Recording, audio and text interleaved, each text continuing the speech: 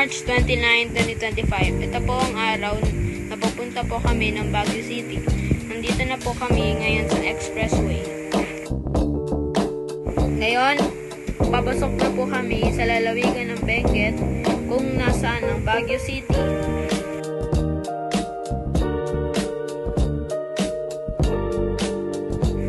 Ngayon po ay dumadaan kami sa zigzag road papuntang Baguio.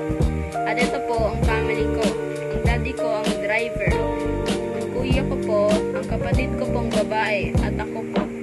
Si mami po ang nagbibideo.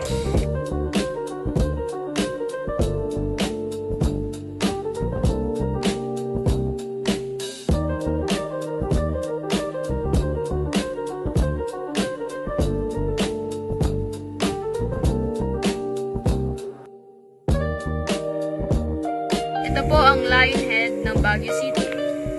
Dahil hapon na po kami nakarating, after po namin mag-ayos ng mga gamit namin para sa 4-day stay po namin sa Baguio. Nag-decide po kami kumain sa night market ng Burong Park. At ngayon po, nakain po ng taguro ang kapatid ko.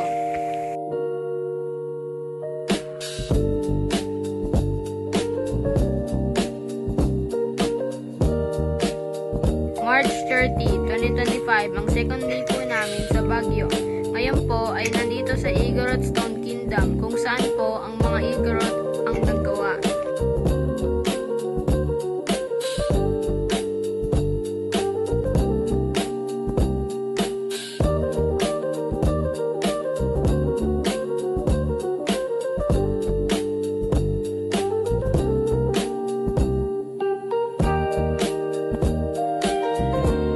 Tara!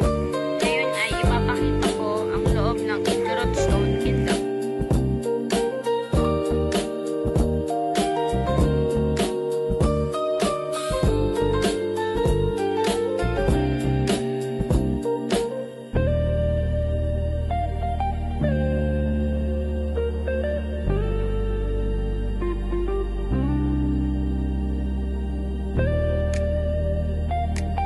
March 31, 2025, ang third day namin sa Baguio. Ngayon po ay pupunta kami sa Atok Benguet na dadaanan po natin ang mga naglalakihang pine trees.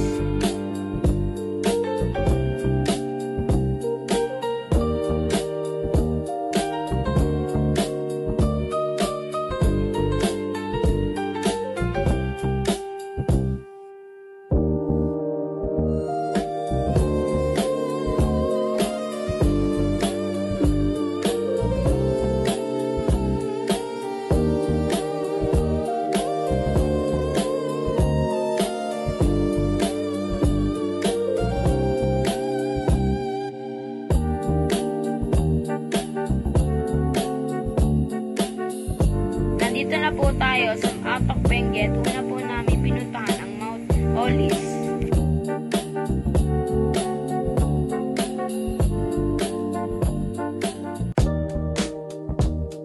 Dito sa Mount Olis ay maraming magagandang bulaklak at malamig ang klima.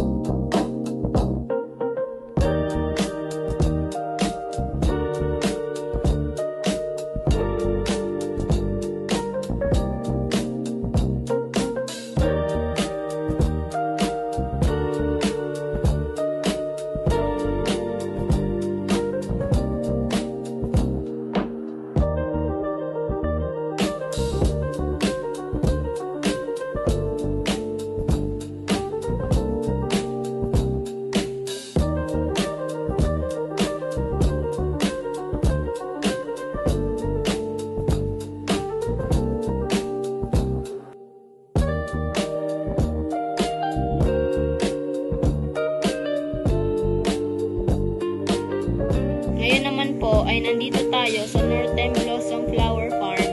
Dito po, naabutan kami ng ulan. Kahit naulan po, ay nilibot po namin ito. Ito po ang iba't ibang uri ng mga bulaklak na makikita sa Northern Blossom Flower Farm.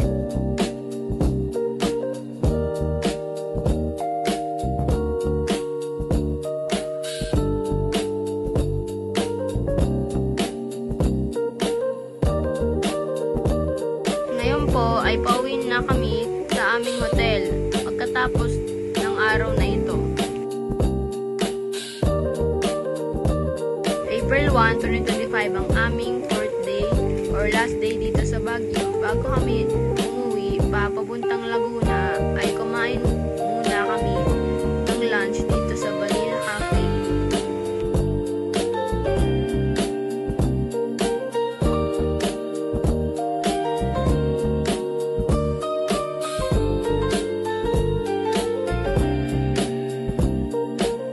At dito po matatapos ang aking mini vlog sa Baguio City. Thank you for watching.